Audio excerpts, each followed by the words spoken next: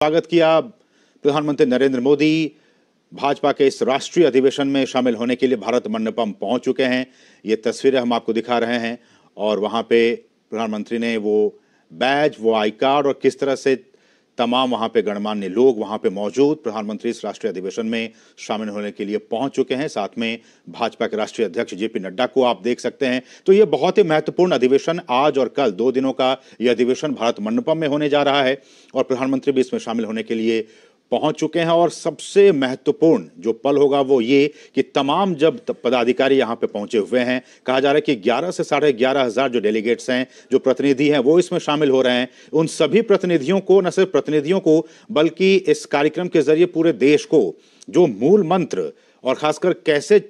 चुनावी जीत अपने आप को साबित किया जाए, बीजेपी और एनडीए किस तरह से 2024 के चुनाव में सफल हो, इसका वो मूल मंत्र देंगे। और उस मूल मंत्र को सुनने के लिए कि प्रधानमंत्री किस तरह से वो जीत का आशीर्वाद देते हैं कि 2024 के लोकसभा चुनाव में बीजेपी 370 के पार और एनडीए 400 के पार कैसे पहुंच सकती है, इसको लेकर जो जीत का मंत्र वो प्रधानमंत्री देने वाले हैं इस 2 दिवसीय अधिवेशन में। और इसमें शामिल होने के लिए प्रधानमंत्री इस वक्त आप देख सकते हैं भारत मंडपम में मौजूद हैं, साथ ही साथ उनके साथ बीजेपी अध्यक्ष जेपी नड्डा। तो ये बहुत ही महत्वपूर्ण हो जाता है ये 2 दिनों का अधिवेशन। इसमें चाहे वो एमपी हो, एमएलए हो,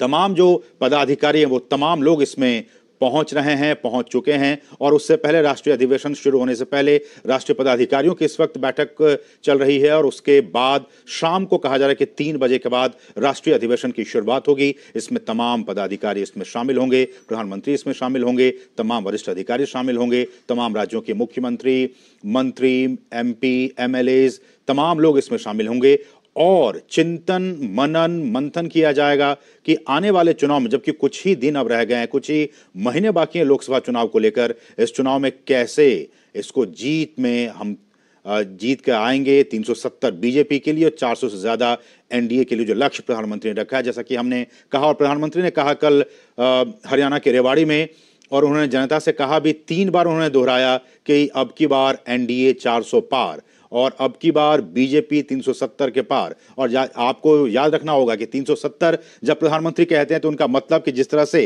प्रधानमंत्री ने साल 2019 में जम्मू कश्मीर से अनुच्छेद 370 को हटाने का काम किया, तो प्रधानमंत्री ने कहा कि ये जीत का टीका 370 सीटों के जरिए जनता का आशीर्वाद हमें मिलेगा और हमें जनता 370 सीटों से जिताएगी लोकसभा चुनाव में और एनडीए को 400 के पार पहुंचाने का लक्ष्य रखा है। तो ये 2 दिवसीय राष्ट्रीय अधिवेशन बहुत ही महत्वपूर्ण और इसमें 2 प्रस्ताव भी पारित किए जाएंगे। हम आपको ये भी बता दें, इस राष्ट्रीय अधिवेशन के जरिए 2 प्रस्ताव पारित किए जाएंगे। एक राजनीतिक प्रस्ताव होगा और दूसरा आर्थिक प्रस्ताव होगा। आर्थिक प्रस्ताव में किस तरह से भारत की जो इकॉनमी है, जो अभी 5वें नंबर पर है, उसको किस तरह से आने वाले वर्षों में 3रे नंबर पर हम लेकर आएं, इसको लेकर बातचीत होगी। इसको लेकर आर्थिक प्रस्ताव पारित किया जाएगा। और दूसरा होगा राजनीतिक प्रस्ताव कि किस तरह से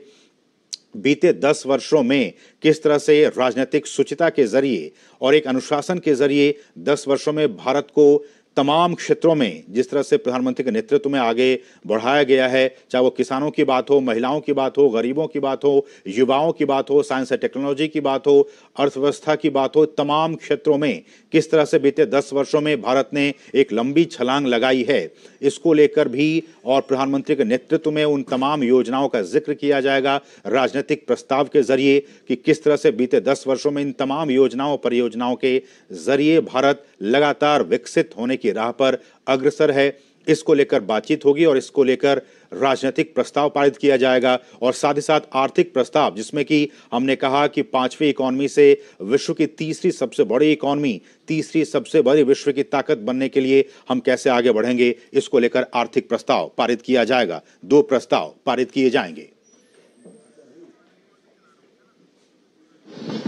और साथ ही विकसित भारत को लेकर वहां पे एक प्रदर्शनी लगाई गई है और इस प्रदर्शनी का भी आप देख सकते हैं, विकसित भारत हमारा संकल्प। इस प्रदर्शनी को भी प्रधानमंत्री इस वक्त मुआयना करते हुए, इसको देखते हुए, और लगातार प्रधानमंत्री ने कहा है कि किस तरह से ये देखिए राम मंदिर का वो टेम्पल, वो तमाम चीजें इसमें शामिल की गई हैं, तो जो कि भारत को वैश्विक मंच पर अपने आप को पुनर्स्थापित करने में मददगार साबित होगा। और जिस तरह से हमने कहा कि भारत लगातार विश्व की तीसरी इकॉनमी बनने की दिशा में अग्रसर है, आज की तारीख में 5वीं सबसे बड़ी इकॉनमी है, और प्रधानमंत्री का ये एक सपना है कि 2047 तक भारत को एक विकसित राष्ट्र के तौर पर स्थापित करना है। और इस दिशा में ये जो विकसित भारत संकल्प यात्रा की भी शुरुआत हुई, और किस तरह से तमाम वो फैक्टर्स हैं, प्रधानमंत्री ने कहा है कि विकसित भारत के 4 स्तंभ हैं: महिला, युवा, किसान और गरीब, और इन्हीं चारों स्तंभों के जरिए हमें विकसित भारत के संकल्प को स्थापित करना है, उसको पाना है। तो आप देख सकते हैं इस प्रदर्शनी के जरिए प्रधानमंत्री उन्हीं विकसित भारत के जो तमाम संकल्प हैं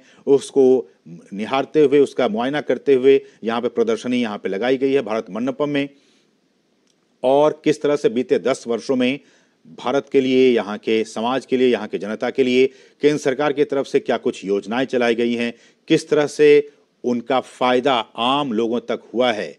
इसकी प्रदर्शनी वहां पे लगाई गई है। आप इन तस्वीरों में देख सकते हैं प्रधानमंत्री इस प्रदर्शनी का मुआयना करते हुए। राम मंदिर, हम जानते हैं कि बीते कई वर्षों से 500 वर्षों का इंतजार, और उसके बाद से 22 जनवरी का वो एक ऐतिहासिक दिन, जबकि राम मंदिर की रामलला की प्राण प्रतिष्ठा की गई, राम मंदिर का उद्घाटन किया गया। 500 वर्षों का इंतजार के बाद ये शुभ घड़ी आई थी। उसको भी लेकर भी प्रधानमंत्री ने कई बार कहा है कि ये हम सभी के लिए, देशवासियों के लिए गौरव का पल कि 22 जनवरी का दिन हमारे रामलला के प्राण प्रतिष्ठा का दिन, और इस लिहाज से भारत किस तरह से और आगे बढ़े, भगवान राम के आदर्शों के अनुरूप चले, भगवान राम के आशीर्वाद से देश आगे बढ़े, और देश के युवा, यहाँ के गरीब, यहाँ की महिलाएं, हर कोई सशक्त हो सके, प्रभु राम की कृपा हम सब पर बनी रहे। तो ये भी कहीं ना कहीं उस राजनीतिक जो मुद्दा है ये था, और उसको भी जो भी दावे किए गए थे 2019 के चुनाव में, 2014 के चुनाव में, जो भी इनका मुद्दा था, उन सभी मुद्दों को किस तरह से एक एक करके उसमें सिद्धि की प्राप्ति की गई, सिद्धि हासिल की गई, इसको लेकर भी आज के अधिवेशन में इस पर चर्चा होगी। हमारे साथ हमारे सहयोगी शैलेंद्र